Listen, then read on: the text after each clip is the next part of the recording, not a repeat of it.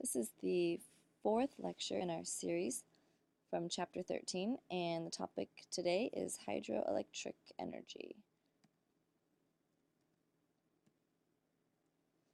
So again, we're back at this graph showing where all of the different types of energy come from. And today we're focusing on hydroelectric energy, which is a result of the sun causing water to evaporate and move around the planet and then rain back down at a higher elevation than where it started. So then as the water flows from a higher elevation down to a lower elevation, we end up with a river, and the movement of water is what we capture in a hydroelectric power plant. So this is also known sometimes as hydrologic energy. They'll call it hydroelectric, hydrologic. Just make sure you recognize that hydro at the beginning there means water.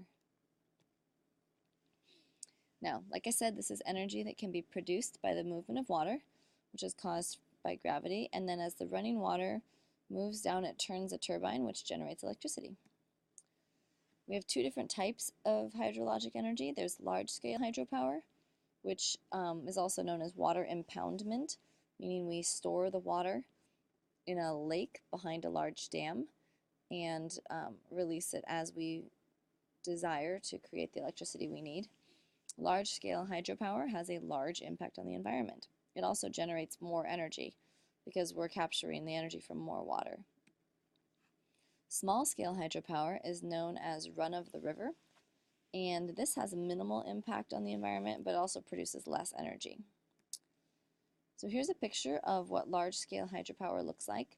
You can see in the picture down in the lower left-hand corner, that's a very large dam, and you can see the level of the water behind the dam is very high, whereas on the other side it's very low. That's because they built this dam up really high with the intention of creating a large lake. So the river never used to be that high. The water level was much lower when it was a river.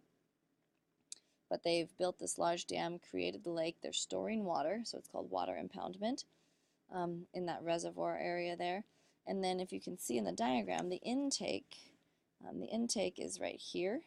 And so the intake is where the water is able to suck down, be pulled down through the dam. As it moves through the lower part of the dam, it turns the turbines, which generates electricity, which is then sent out the transmission lines. And then there's the outflow down below, which is where the water flows out and continues on flowing downriver. Now here are some of the different problems, benefits, and drawbacks to large-scale hydropower. And so, for example, in the yellow, we're looking at the drawbacks, and then in the green, we're looking at benefits. So let's start with benefits of large-scale hydropower. First of all, the reservoir that's created is useful for recreation and fishing. This can be a source of economic revenue for people in that community. The dam itself produces cheap electricity, or hydropower, which we know that's the whole point we're talking about this right now. We have reduced flooding downstream. And then one other benefit is that this provides, having this dam and the water stored provides a year-round supply of water for cropland.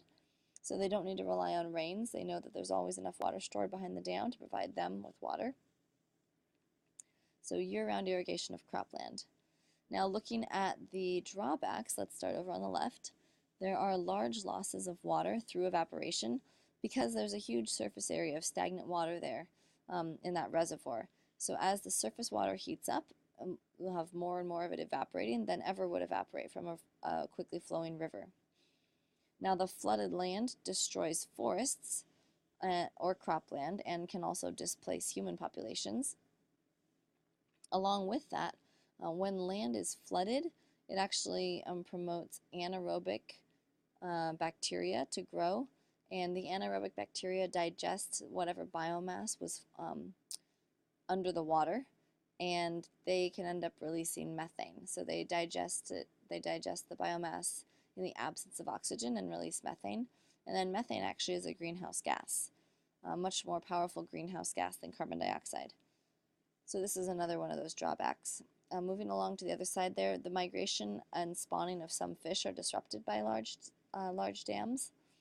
And then one of the other problems is that all of the sediment that's flowing downriver gets trapped behind the dam. So this can lead to the dam filling up, the reservoir needing to be dredged, but it also deprives the downstream cropland and estuaries of the silt and the sediment that they need, and that would be all the nutrients that normally flow downstream. So you can see that large-scale hydropower has its trade-offs.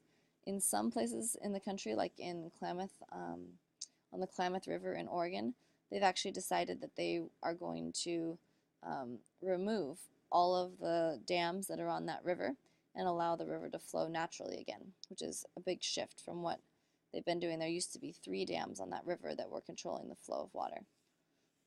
In China, however, just a couple years ago, they finished construction of the largest dam in the world, which is the Three Gorges Dam on the Yangtze River.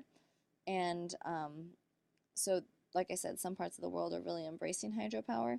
Other parts of the world are kind of moving away from it and trying to find other things. It's just a very controversial issue. So, quick quiz question for you. All of the following are environmental drawbacks of large-scale hydropower, except A, sediment accumulation upstream of the dam, B, flooding of habitat upstream of the dam, C, decreased flow of nutrients downstream, D, increased water temperature in the water behind the dam, and E, increased migration of salmon and other fish. So remember, you're looking for all of the following are drawbacks, except, so you're looking for the one that doesn't fit. Pause if you need to. And the correct answer is E, increased migration of salmon and other fish. Actually, with large-scale hydropower, we would expect to see decreased migration of salmon. So E is our correct answer because it's a false statement. Now, small-scale hydropower is a lot different from large-scale. It's also known as run-of-the-river. Means the way I like to think of it is it means the river can keep on flowing, keep on running. So here's a slightly grainy diagram of what's going on, and I'll try and show you around here. Basically, they put when they build a run-of-the-river system, they put a small weir, which is sort of like a barrier across there, and that's just to channel water through this intake over here, which takes the water past the turbines and then back down out the river. So the powerhouse here, we've got the water that's flowing through. It gets taken in through this system. The powerhouse is here. This is where the turbines are, and the water flows back down the river. So the fish are still able to move back and forth just as much as they ever needed to. And the river flow is not really impeded. We don't impound any water. We just suck a little bit of water in, run it through some turbines, and generate some electricity. Now, some of the benefits of small-scale hydropower is that it produces electricity without actually halting the flow of the river, and fish migration can also continue. Some of the drawbacks, however, is that less electricity is produced than large-scale hydropower because we're not capturing the energy from as much water. A lot of water is flowing right past our station. And then also, it's not efficient enough to support more than 1 to 2 houses. So small-scale hydropower really is small scale. It would be helpful if you lived near a mountain stream to have your own little hydropower system, but it's not really going to cut it if we're looking for something that's going to supply energy to like an entire city. So if you have any questions on this, small-scale, large-scale hydropower, anything like that, just go ahead and ask me next time you see me. And if not, I will see you in class.